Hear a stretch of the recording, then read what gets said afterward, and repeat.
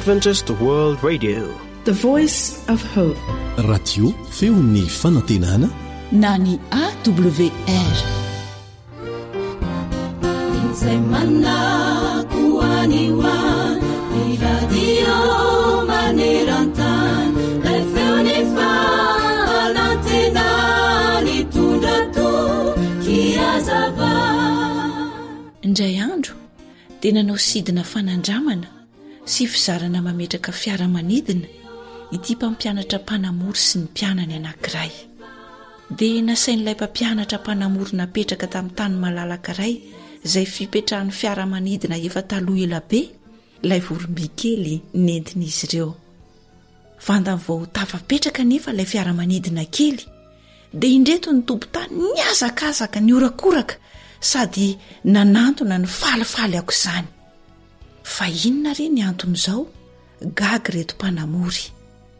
Hay, nisy olona izay voan'ny famaky ny tongony ka naratra be ary saika tapaka tarangana ny zara roa mihitsy aza.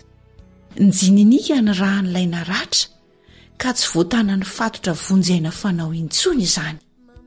Efa nandritry ny atsasakadiny ho retom-ponina tao an-tanàna no nitrangana izany vony izany ka tsy hita izay azo natao. Tsy mba nisy fitanterana tamin'izany toerana lavitra dia lavitra izany. Ny lalana ihany koa nefa ratsy dia ratsy ary dia tongotra indray andro ho an'ny lehilahy matanjaka izay vao tonga any amin'ny tobim-pahasalamana kely akaiky azy ireo indrindra. Ny nataon'ireto olona reto dia nivavaka nandritra ny fikarakarana izay nataony. Tsy nitsahatra ny vavaka reto mpiray tanàny reto mba hisy fahagagana ataon'Andriamanitra raha toa ka mbola sitrak'Andriamanitra ny hahavelona ilay naratra. Atsasakadiny no nitoloman'izy ireo tamin'ny-bavaka ary dia tanteraka ny fahagagana. Valim-bavaka ianareo hoy ireto olona tambany vohitra. Efa 5 taona lasa izay nisy fiaramanidina nipetraka farany teto ary dia tonga somatsara eto ianareo. Dia nakarina avetrany tao anatin'ny fiaramanidina ilay naratra izay efa safotra niaraka tamin'ny olona vitsivitsy ary dia lasa izy ireo. Adiny 2 taoriana izay dia efa voakarakara tany amin'ny hopitaly ary fomba ilay marary. Avitra somatsara ny ainy. Eny, moa kisendrasendra ve izany ho ianao? Mety ho kisendrasendra ngamba na vintana hoy ny tsy mino. Fa isika kristianina kosa dia mino ary manaiky fa ny fivavaky ny marina dia mahery indrindra. Fa na inona angatahanareo amin'ny fivavahana atao amin'ny finoana dia ho azonareo izany. Matthieu 20:20. Amen.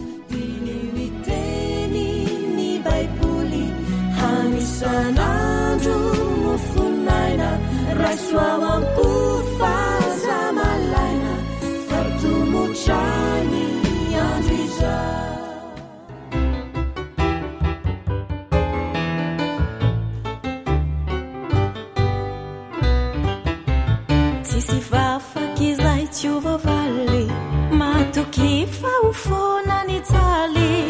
Azakivy fandeha rehitraka teo daholo ny rehetra nonaka. Zao nitoky ombam-pifaliana Jesony ady fianoko sangina. Azakivy fandeha rehitraka teo daholo ny rehetra nonaka.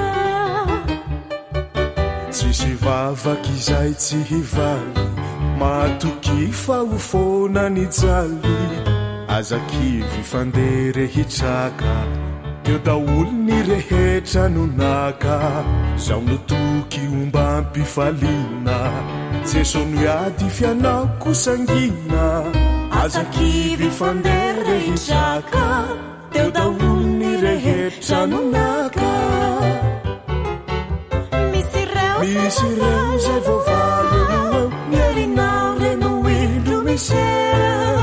Misy kore voavaly lahe vidy mahay ny andro sy lera. Fauka ho fantatra eto androany tsy mba elany teny fikasany mahandrasa fa maso ireny matoky reny heriny teny mihaja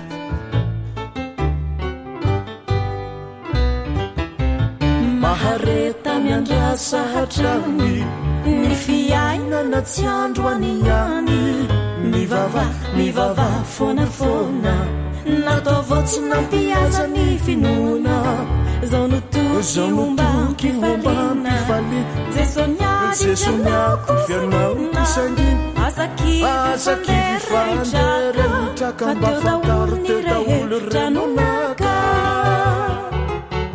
misy reo zay voavaly mierinao reno indro miseo misy kore voavaly elae fizy mahay ny andro sy lera faoka ho fantatrao eto androany tsy mba elany teny fikasany mahandrasa fa maso ireny matoky reny heriny teny mahandrasa fa maso ireny matoky reny heriny teny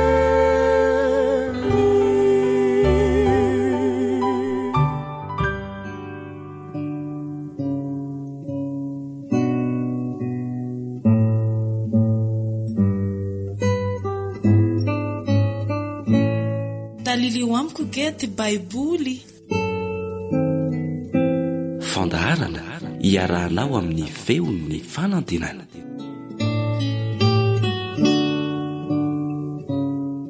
Isaia 40 ny amin'ny famonjena ataon'ilay solofony Davida sy ny hira fiderana atao amin'izany.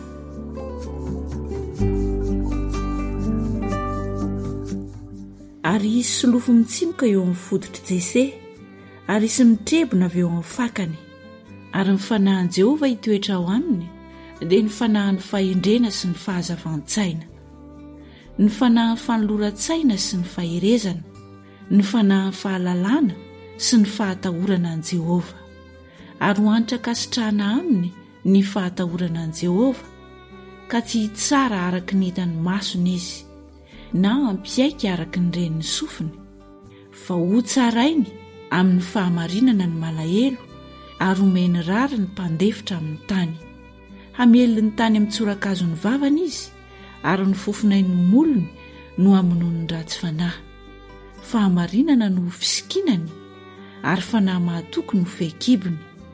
Ary ny ambody hiara mitoetra amin'ny zanak'ondry, ny leoparda hiara-mandry amin'ny zanak'osy, ary ny zanak'omby sy ny liona tanora sy ny omby kely mifaha iray toerana, ary ny zazakely no hiroaka azy. Ary ny omby vavy sy ny bera hiara-komana, ny zanany hiara-mandry, ary ny liona hinam-bololo tahaka ny omby, ny zaza minono hilalao milavaky ny vipera, ary ny zaza mitsahanono aninjitra ny tanany ho amin'ny lavaky ny menarana. Ary tsy handratra na hanimba eran'ny tendrombohitry masony izy, fa ny tany hoeniky ny fahalalana an' Jehova, tahaka ny anaronan'ny rano ny fanamban'ny ranomasina. Ary amin'izany andro izany ny solofon'i Jese dia hitsangana ho fanevany firenena, dia izy no tadiavin'i Israely, ary ny fitoerany dia ho voninahitra. Ary amin'izany andro izany ny Tompo dia mbola hanenjitra ny tanany fanindroany, hanavitra ny olony izay mbola sisa avy any Siria sy Egipta sy Patrosa sy Etiopia sy Elama sy Sinara sy Amata, ary ny avy any amin'ny moron-dranomasina. Dia hanangana faneva ho an'ny jentilisa izy, ka hamorony Israely izay voaroaka sy hanangona ny Joda izay voavely avy any amin'ny fahazatany efatra. Ary hitsahatra ny fialonan'i Efraima, ary ho fongorana ny fandrafiana ny Joda. Efraima tsy hialona ny Joda, ary Joda tsy handrafy an'i Efraima, fa hipoaka ny tanin'ny Filistina any andrefany ireo sy ara-mamabo ny zanaky ny atsinanana. Amin'ny Edoma sy Moaba no haninjira ny tanany, ary ny taranaka amona hano azy. Ary Jehova andritra ny sakeli-dranomasina Egiptianina ary anintsitra ny tanany amin'ny ony ka amely azy amin'ny rivony mahamay, ka ampisaraka azy hisampana fito ary ahatafitany olona tsy miala kapa. Ary isy lalana voavoatra alehan'ny olona sisa izay sisa avy any Asiria, dia toy ny ho an'ny Israely tamin'ny androny akarany avy tany amin'ny tany Egipta.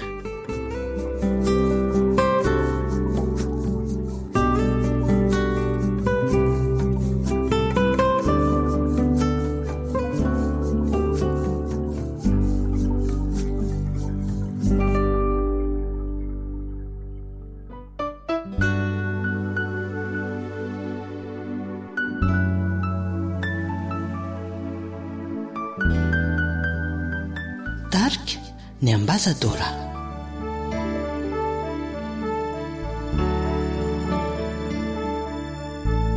Iza no ampitony ireo fotomany, feno fahoriana sy adintsaina. Iza reno andray mifivavak'ireo mijaly, iza re lazao nani alinaza tonangina tsy namaly, ny andro nandalo avoko totsy nisy feony famona izy reny, rao vinavao mandre sofanisy anao riray miaino sy mandray, afaka ampitony zay manjo mamare olana reo ady mahamay, izay mahazo anay.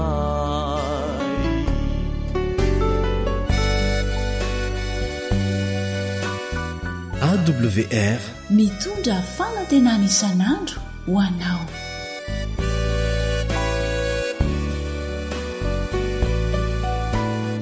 Iza no ampifaly ireo ry malahelo,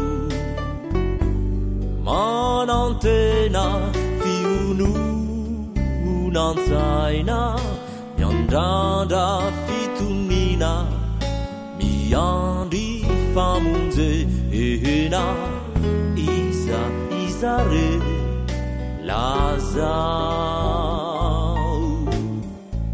ireo manantena fa Jesosy no mpamonjy, no azo fiadanam-po avy ny fotoana, ny ala elofona zay falinindray. Sofanisy anao riray miaino sy mandray, afaka ampitony zay manjo mamare olana reo ady mahamay, izay mahazo anay. Sofanisy anao riray miaino sy mandray, afaka ampitony zay manjo mamare olana reo ady mahamay, izay mahazo anay. Ray tena tianay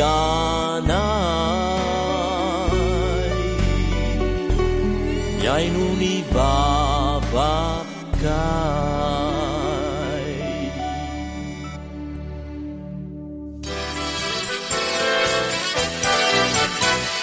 awr manolotra ho anao feon'ny fanantenana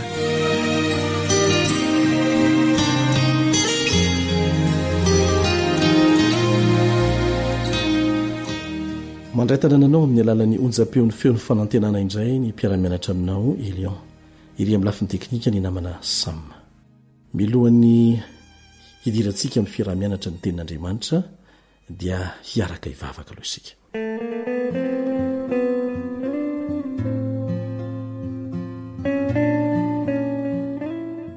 raha inazay ny an-danitra ho amasinina ny eny anaranao ho tonga ny eny fanjakanao atao any ny sitraponao ety an-tany tahaka ny eny an-danitra mamela ny elokay ary ankorakofanao ny fahasoavanao zahay fahasoavanao any mba hanitsy atio ny fiainanay hifanaraka trany amin'ny fivinao hifanaraka trany amin'ny sitraponao eo ampiandrasana ny fivinao mangataka anao zay mba hampianatra anay ny teninao amin'ny anaran'i Jesosy amen.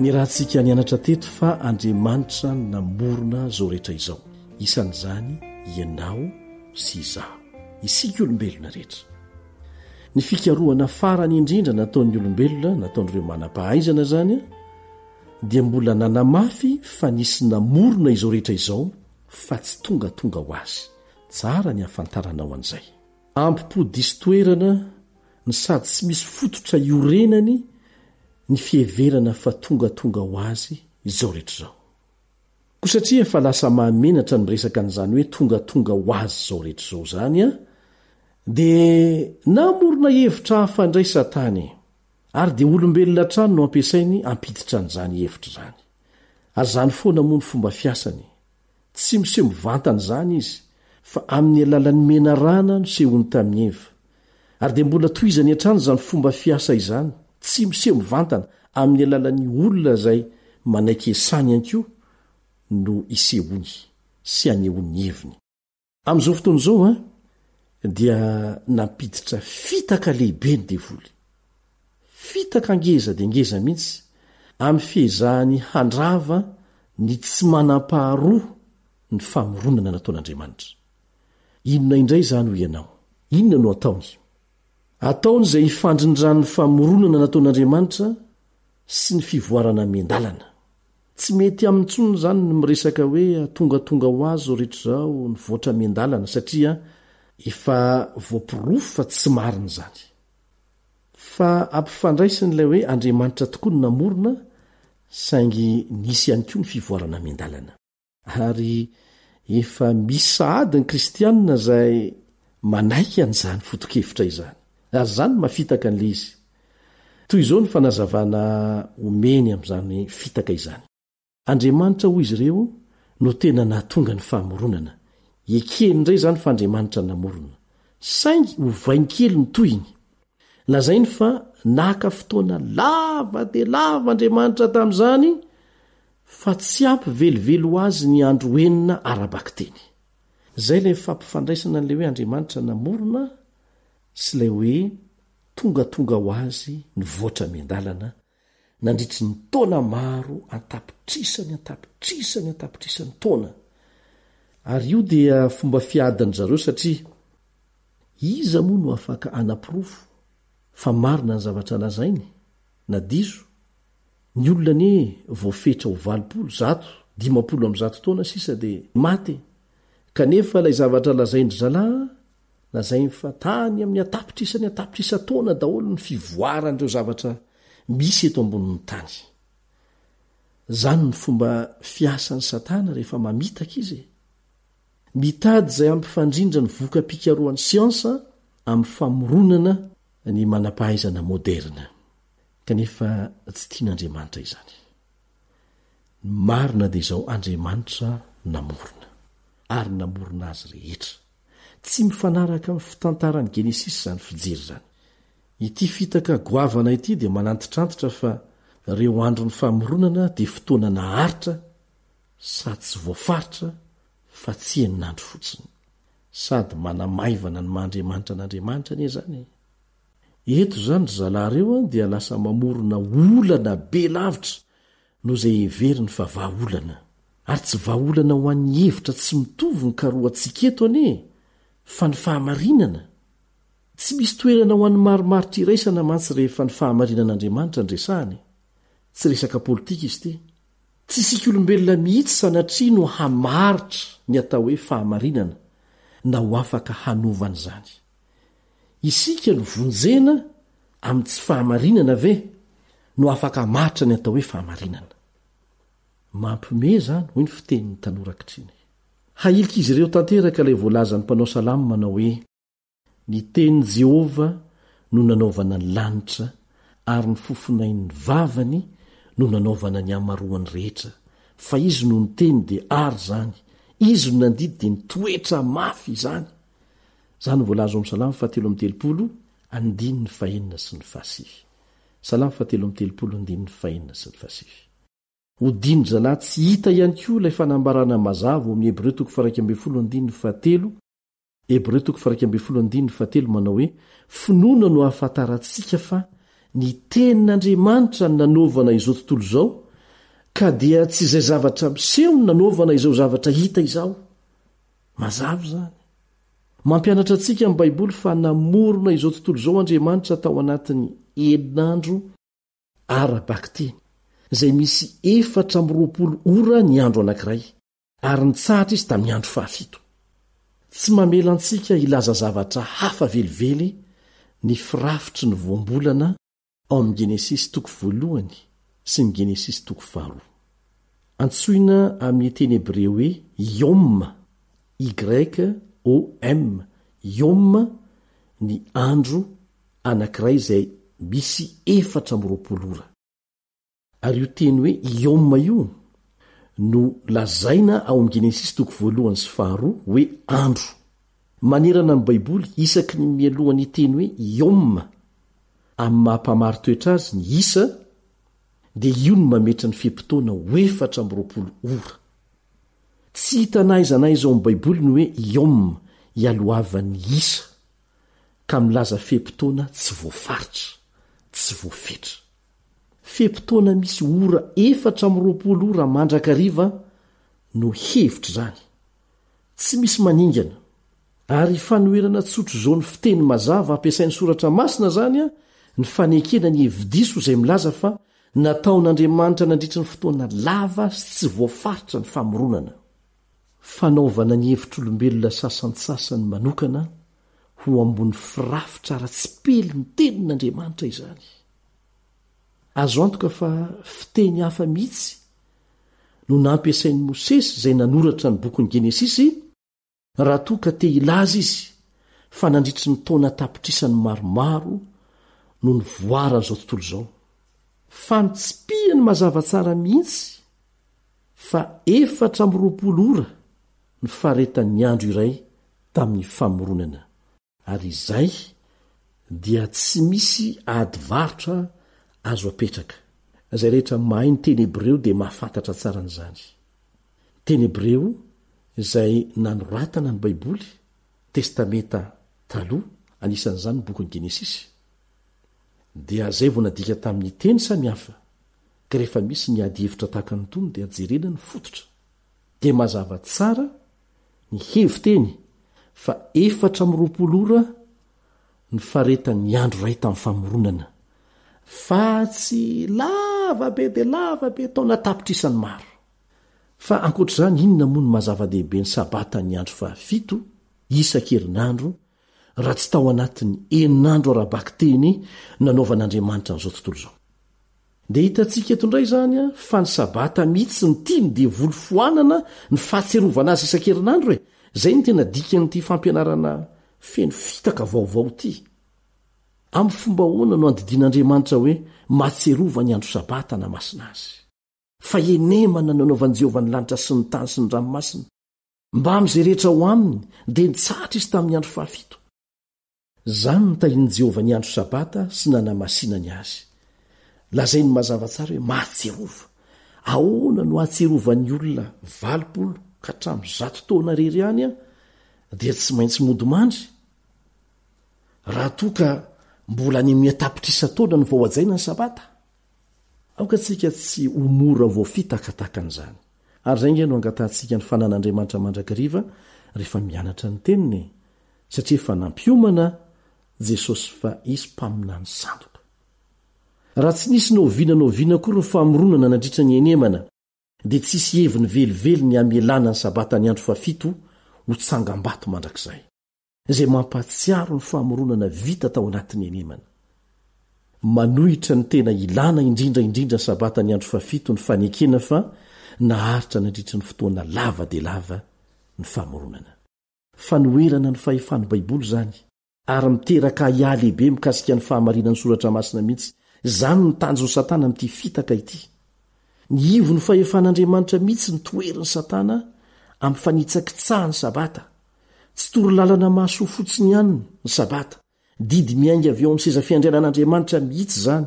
Aoka hazava tsara.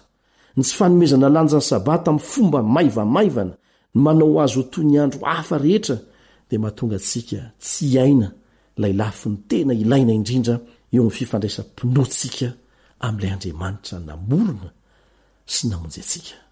Nanome sabata ho antsika mpamorona izay tia antsika mba nanantsika firaisana aminy. Ary izay firaisana amin'izay no tsy ambaratelo ny herintsika sy ny zavatra rehetra ambiaza antsika eo amin'ny fiainana.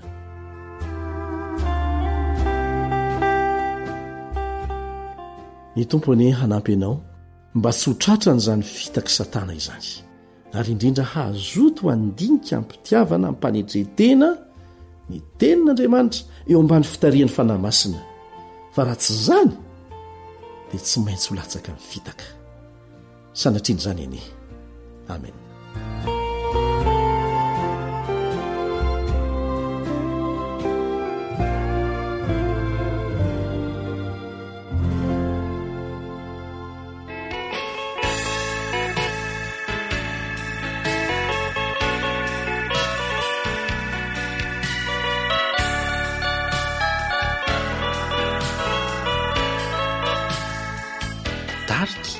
Asani Sébastien.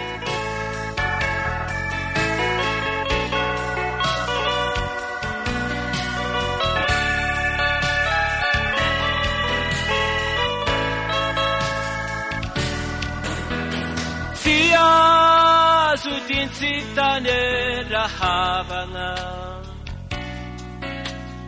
famarinani tenin'Andriamanitra Sara utsaivinyanefa fampiarantsika izany no tena fivavahana izay no kelankerahavaako ny afatry ny tompo manahoe tsy tonga andravalalana sy ny mpaminanya tsy tonga ho mba handravafa bahana atanteraka tsarovy korery mpivavako ny teniny Jesosy manahoe raha tia ianareo ite hitandrina ny didiko ary izaho angataka mba ho anare Sani afatizani nunata ufanasana aisiana irusu amilala ni Jehova ondi afatihivona Deo Biana tatukuyana Kuwasana nawi aretunguta Amini sabatani Jehova Siandia amisaitia fahana zani yanduni masina Deira vurava mi Jehova tukuyana Asawa sari ni papiarantika izane Fanyatimbula sabute Nusabata pizza harana Araji zai fanumena hatane dehena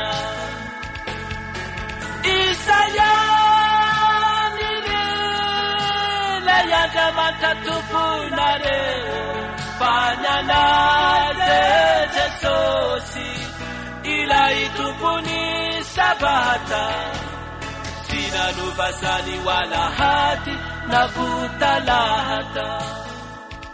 Ankoatra ny fiainona amin'ny alalan'ny podcast dia azonao atao ny miaino ny fandaharany radio AWR sampana teny malagasy amin'ny alalan'ny Facebook isanandro amin'ny ity pejy ity AWR feon'ny fanantenana. Unifanaparani Jesosy we sambatsema maksimi hainuti teniniti faminaniniti ikami tandisai basurata wanatilehefa antumuta aneni yahanu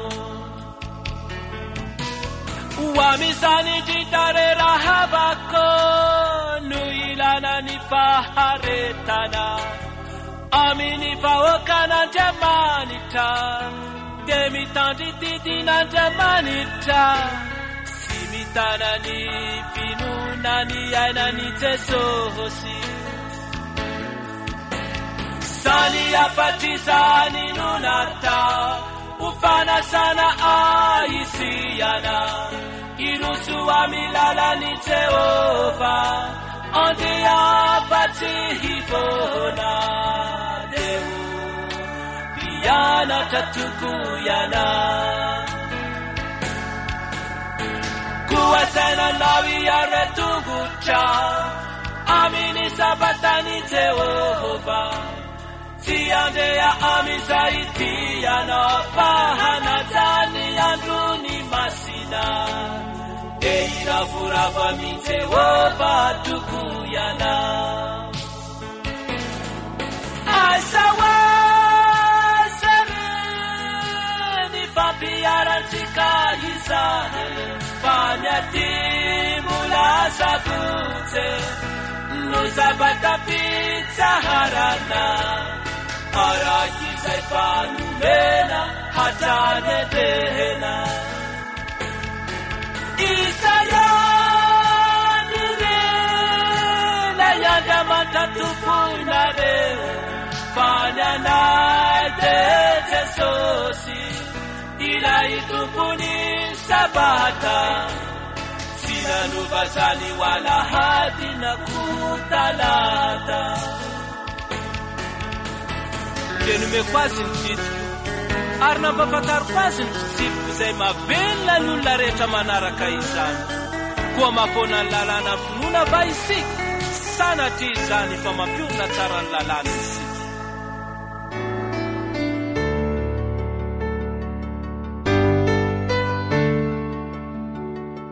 Seminera momba ny Baiboly fianarana Baiboly mitohitohy iarahanao amin'ny feon'ny fanantenana sy ny departementan'ny asa fitoriana eto anivon'ny fiangonana Adventista faritra Ranomasimbe Indiana.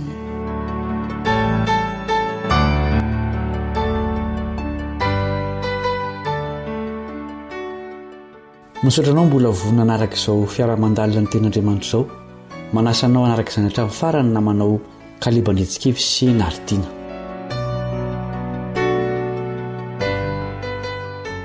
Mba efa noeritreretinao ve ny mety ho tomba midin'ity izao tontolo izao misy antsika ity sy ny zavatra ao aminy? Azo antoka fa tsy maintsy ampitolagaga ny tombany. Iza re mitendrena hitantana izany arena tsy hita pesipesiany izany ary ino nadidin'izay mitantana azy? Ota iavintsika amin'ny tenin'Andriamanitra ny valin'ireo fanontaniana ireo fa andelo isika hiara hivavaka.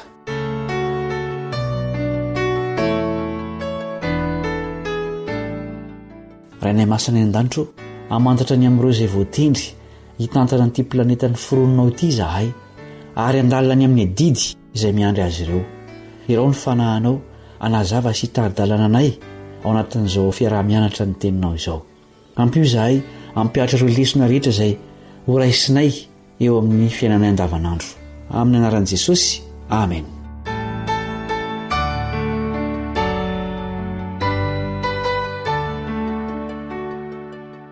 Avy aiza moa isika olombelona ary iza no hivelomantsika sy hietsehantsika?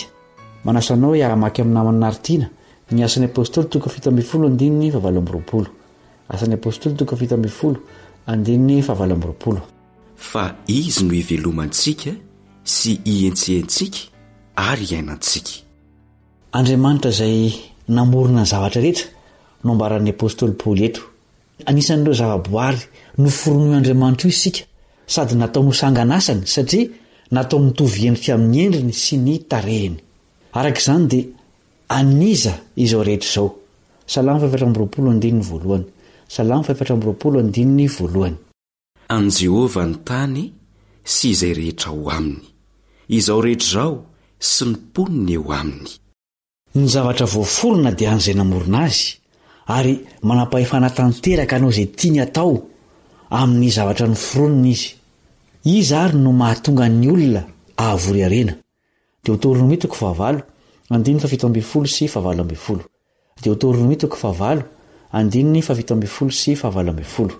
Ary andrao ianao hanao anakapo hoe, ny tanjako sy ny herin'ny tanako no nahavoriako izao arena izao. Fa tsarovy Jehovah Andriamanitra ao, fa izy no nanome anao hery havory arena. Satria tsy misy fananantsika eto amin'ity tany ity, dia ilay tompony ihany, izany hoe Andriamanitra no mamela ny olona ahavory arena. Satria Andriamanitra ny tompon'ny zavatra rehetra, dia inona ny toerana misy ny olombelona? Korintana 1:4-1. Korintana 1:4-1. Aoka ataon'ny olona ho mpanompon'i Kristy sy mpitandrina ny zava-miafina izay an'Andriamanitra izahay. Ny teny hoe mpitandrina eto dia adika aminaoty ery ambany amin'ny Baiboly hoe mpitandrina fananana. Azo adika ho mpitantana fananana koa io teny io. Mpitantana izany isika fa tsy tompony. Ampafirin' izay azontsika avy amin'Andriamanitra no lazainy fa masina ary asainy averina aminy. Levitikos 17:17. Levitikos 17:17. Ary ny ampafolo ny vokatra rehetra ao amin'ny tany, na avy amin'ny tanimbary na avy amin'ny sa, dia an Jehovah, masina ho an Jehovah izany. Araka ny efa hitantsika tery aloha dia an Jehovah avokoa izao rehetra izao, kanefa ny ampahafolony ihany no takiny mba haverina aminy. Inona ny zavatra tsy tokony hamerirana ny ampahafolony? Genesis 4:12. Genesis 4:12. Ary ity vato izay nahoriko ho tsangam-bato ity ho tranon'Andriamanitra. Izay rehetra omenao aho, dia omeko anao tokoa ny ampahafolony. Jakoba no niteniny io teny io. I Abrahama koa dia nanolotra ny ampahafolony zavatra rehetra tamin'ny Melkizedeka mpanjakan'ny Salema. Mbola tsy nisy akory ny didina mpamerina ny ampahafolony, dia efa nanao izany Abrahama sy Jakoba. Inona moa no ampiasana ny ampahafolony? Korintana 1:7-17. Korintana 1:7-17. Tsy fantatrareo va fa izay manompo amin'ny zavatra masina dia mihinana ny zavatry ny tempoly, ary izay manompo eo amin'ny altara dia miombina amin'ny altara. Toy izany koa no nandidin'ny tompo fa izay mitoro ny filazantsara dia azo fivelomana amin'ny filazantsara. Entina ampandrosoana ny filazantsara ny ampahafolony amin'ny alalan'ny fanohanana ireo mpanompon'Andriamanitra izay manokana amin'ny fotoany rehetra hitoriana ny vaovao mahafaly ny famonjena. Nomenan'ireo Levita izany tamin'ny testamenta taloha, satria izy ireo no nanokana ny fiainany rehetra ho amin'ny fanompona ao amin'ny tempoly. Nomere 4:20.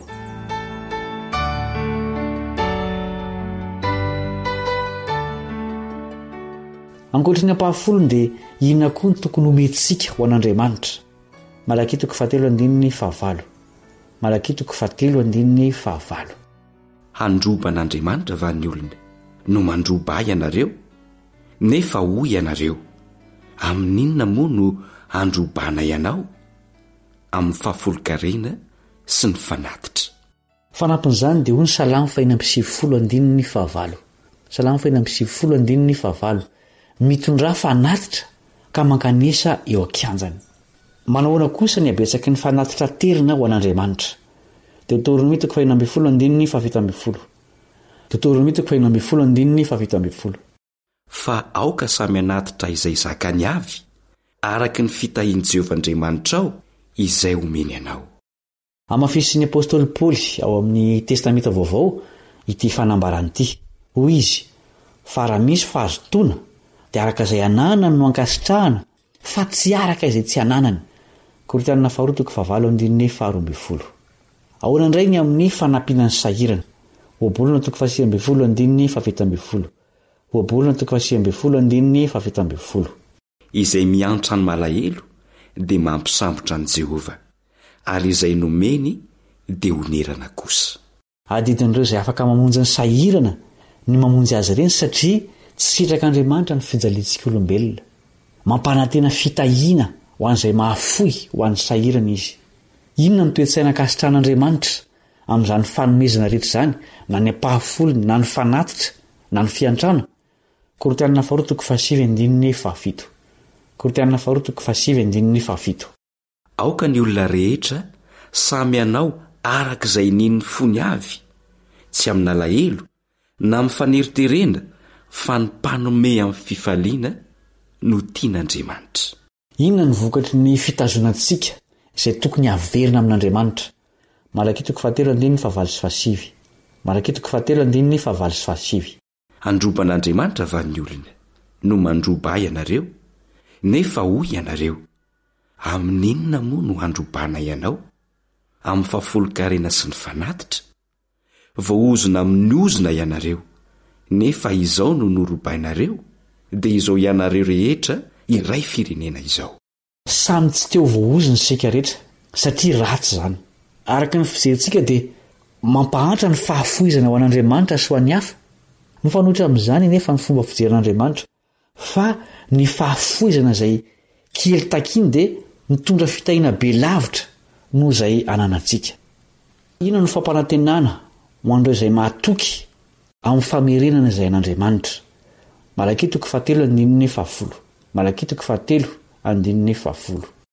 Entinareo ny fahafolokarena rehetra ho ao amin'ny trano firaketako, mba hasikanina ao an-tranoko, ary iza ho toetra amin'izany aho, hoy Jehova tompony maro, raha tsy ho vahako ny varavaran'ny lanitra ho anareo, ka ampidinako fitahiana mananambiampy ho anareo.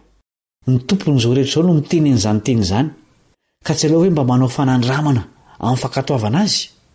Raha atapa-kevitra ary ianao dia andesika iombona amin'ity vavaka fanolorantena ity.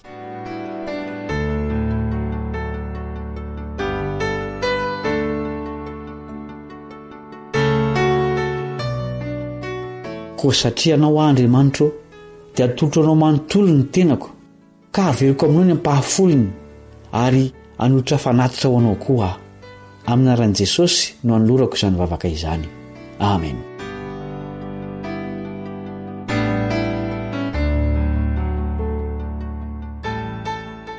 Misaotra no nanarahanao ny fiara-mianatra hatramin'ny farany. Manasoanao sahady izay mbola hiara-mianatra aloha hevitra hafa amin'ny fotoana manaraka. Mirary ny fitahian'ny tompo aminao no namanao Kalebandretsikivy sy Naritina.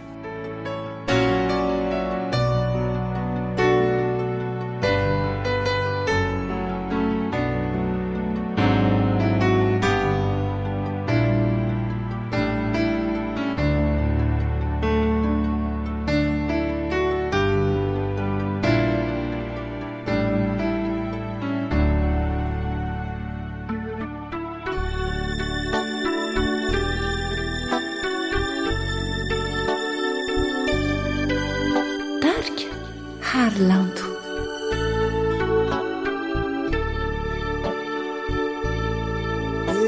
Nisitrako ry Jesosy ny hanaradianao, nisitrako Tompo ny hotantananao, nisatriko Kristy ny hitoetra ny lanao, ka ho isan'ireo mianatrao.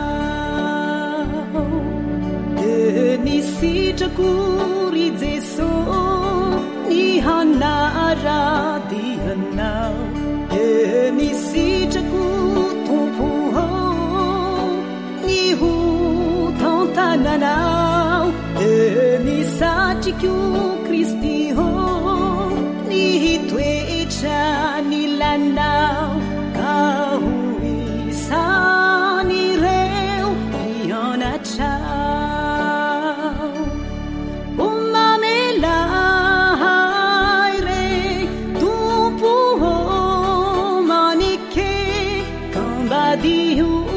vinaonye itena si fanahie umamenaire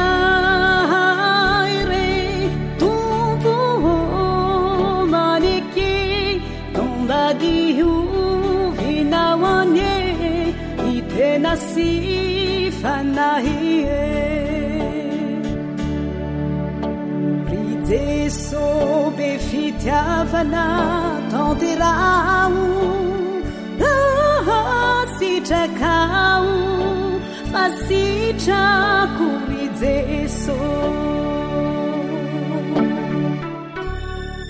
AWR Téléphone 034 06 797 62 033 07 170 70 nisitrako ry Jeso ny ompahanomponao nisitrako tompo ny hambe fitranony aminao nisatriko ny hijaly raha mitory miafatrao kahotohireo mianatrao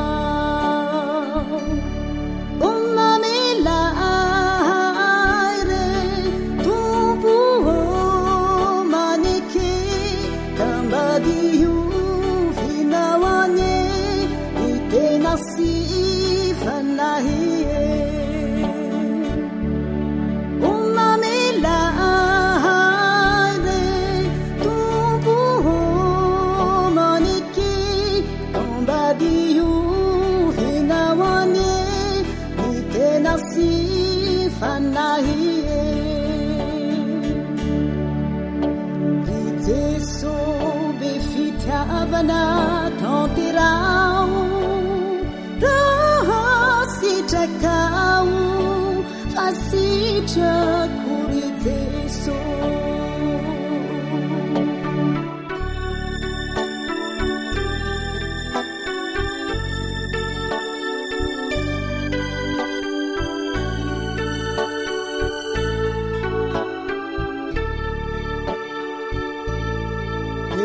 nisitrako ry Jeso ny hankalazanao nisitrako radio femon'ny fanantenana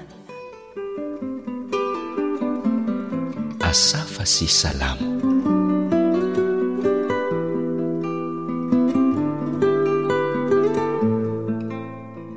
iraiko ny salamo vetsoko moramora arahiko valisy feo mitalao satroko rahira no mandravaka ny tafa tovalima mantonalina fitendry ny asafa mpihira koa iasafa mpikalo ny salamo ny akanto ny tontolo hatrany anaty rano ny fibanjinany azy amin'ny andro vao maraina ny avona loasa sy ireo zava mananaina iasafa raha mikaly dia tsy mba mahasaraka ny endriky ny voary amin'ny andro fahavaratra kosaininao ny feombalia amin'ny alina diavolana raha midera ny pahary ny mpiray fiankohonana olon'Andriamanitra izy mpikajy ny tontolo iainana ny alan'ny mpanjaka aza dia azo koa ny fiambenana izy no mpikolo izany mpifantona ny azo tsara hanorenam-bavahady sy nandravahana alitara tantarain'ny baiboly fa tsy hitantsika maso izany lay asafa olon-kendry mpihira sady mpaminany ventsony amin'ny tononkalo ireo mpitondra ny fanesy ny mpaminany sy mpanjaka toa ny Davida sy Mosesy izy koa nanolo-teny teny vavolombelona dia nididi ny pahary lova ho an'ny olombelona izany rehetrarehetra izany no nentina mpanantena fa hisy andro fanovana mbola ho avy ny maraina mpanoratra Imora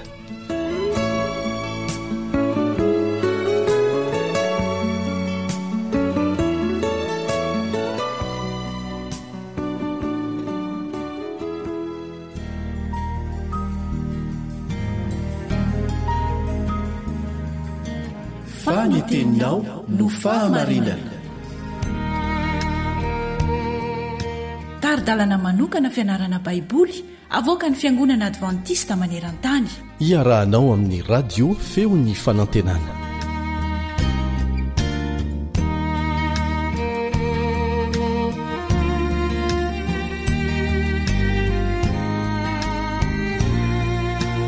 Mampianarana ivavaka. Zay no fianarana soratra masina voalohany iarahantsika amin'ity taona vaovao ity. Ny fiadanan'i Jesosy ane ho aminao sy ny ankonanao. Manoloananao ny namanao Richard Ndrenjatovo. Eto amin'ny onjam-peon'ny radio feon'ny fanantenana AWR. Koa dia irariana mandrakarivany mba iarahantsika tsy misaraka mihitsy mandritra ny taona indray. Mampianarana ivavaka. Izay ny lohateny iarahantsika mandritra ny andro vitsivitsy. Ka dia asaiko ianao mba holiana hatrany. Melohany anarantsika ny fianarana soratra masina amin'ity anio ity, dia tsara hatransika raha ivavaka ametraka izany eo ampelantan'Andriamanitra, aroka ny fanahin'Andriamanitra no hiasa amin'kery ary ho fantany izay tokony ho mahasoa antsika. Ivavaka isika.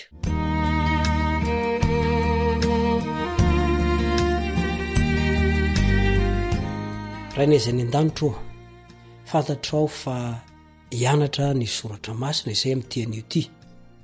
Koa mitenena aminay, aroka amin'ny fanahinao masina no anamboatra ny vavako ka hiteny araka ny sitraponao. Anositra ny molotro, tsy laza afa-tsy ny teny avy aminao. Ary ny olona tsirairay dia samy handre ny teny avy aminao avokoa, ka handray an'izany ampo izy ary ho lasa fiainany izany. Amin'ny anaran'i Jesosy no angatany izany, miaraka amin'ny famelana ny elokay. Amen.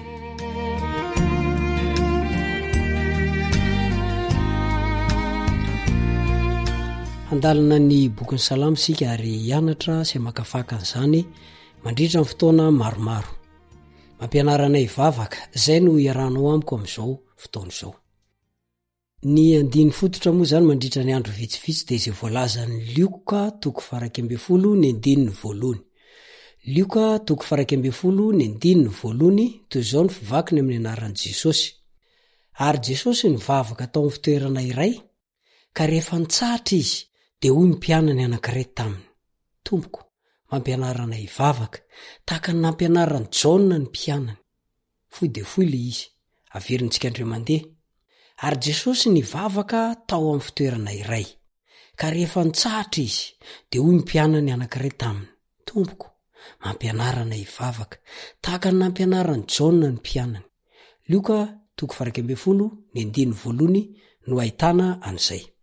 Koa satria bokin'ny salamo no fakavakaintsika sy anarantsika ary hodinintsika zany mandritra ny fotoana lavalava, dia tsara fantatsika fa i bokin'ny salamo io dia vavaka, hira ary voarakitra ao anatin'ny baiboly izy.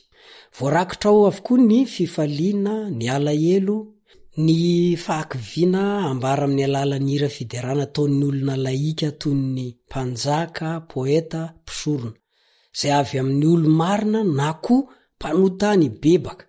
Zany dia hitantsika ao anatin'ny bokin'ny salamo avokoa. Ary mpino maro, tsy amin'izao fotoana izao fa hatramin'ny taloha dia nifandimby nampiasan'io salamo io mba ho bokim-bavaka sy fihirana. Eo anivon'ny kristianina sasany dia toa manjaka ilay finoana manao hoe ny vavaka toraposy, tsy ny anarana ihany no tena atao hoe vavaka. Nanome valy mafampo indrindra nefa ny mpianatr' Jesosy rehefa nangataka tamy mba hampianariny mivavaka izy. Mety agaga ny sasany zany, fa ngamo mivavaka tsy torapo e, ngamo mivavaka tsy famohana ny etaeta eo anatrehan'Andriamanitra e. Tena ilaina ny mianatra mivavaka, ary tena zava-dehibe mihitsy ny fandiniana hoe inona tokoa moa zany ny tokony ho teneniko, ahoana ny tokony hanonako azy, ahoana ny tokony fomba hangatako. Koa mazava araka ny valy nomeny Jesosy mpianatra, ny mazava dehibe ny hoe fahaizana mivavaka, fianarana mivavaka, fa tsy nanao tsinotsinona amin'ny fangatahany mpianatra Jesosy, fa tena nampianary mivavaka ireo mpianatra ireo.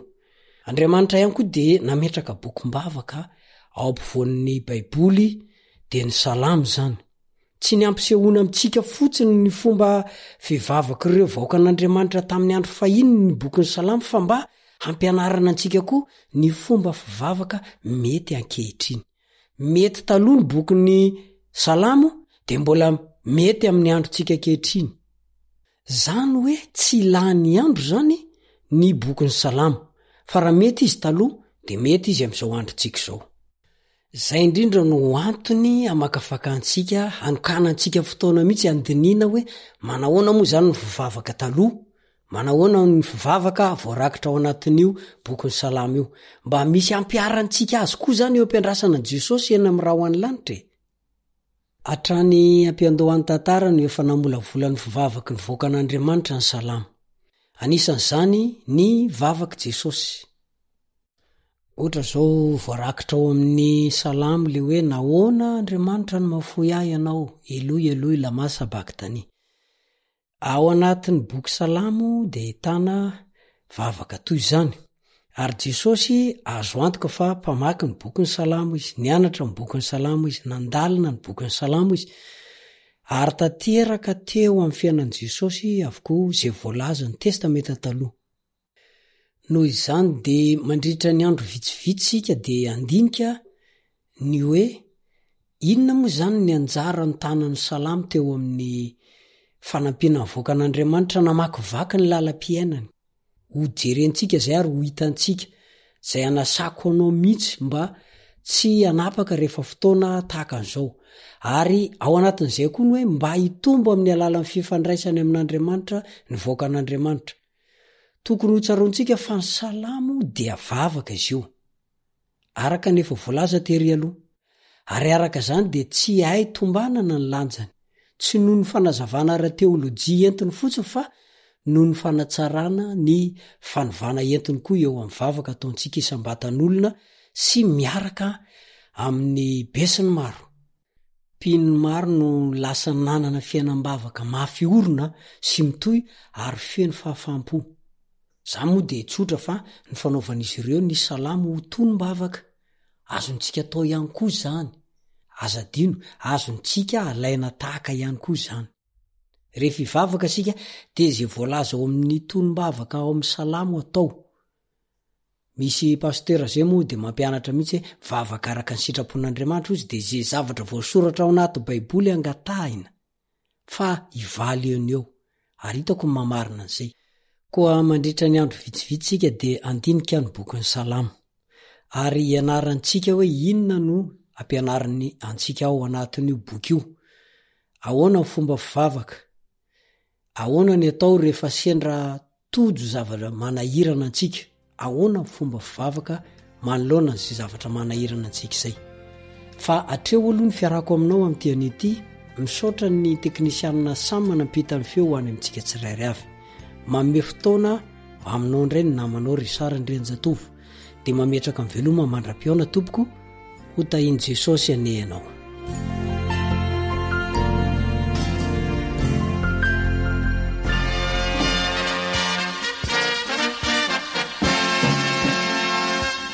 Adventist World Radio, the voice of hope. Radio feony fanantenana.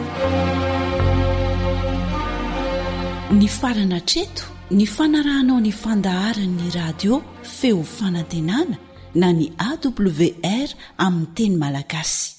Azonao ataony mamerina miaino sy maka maimaim-pona ny fandaharana vokarinay amin'ny teny pirenena mihoatriny 100 amin'ny fotoana rehetra.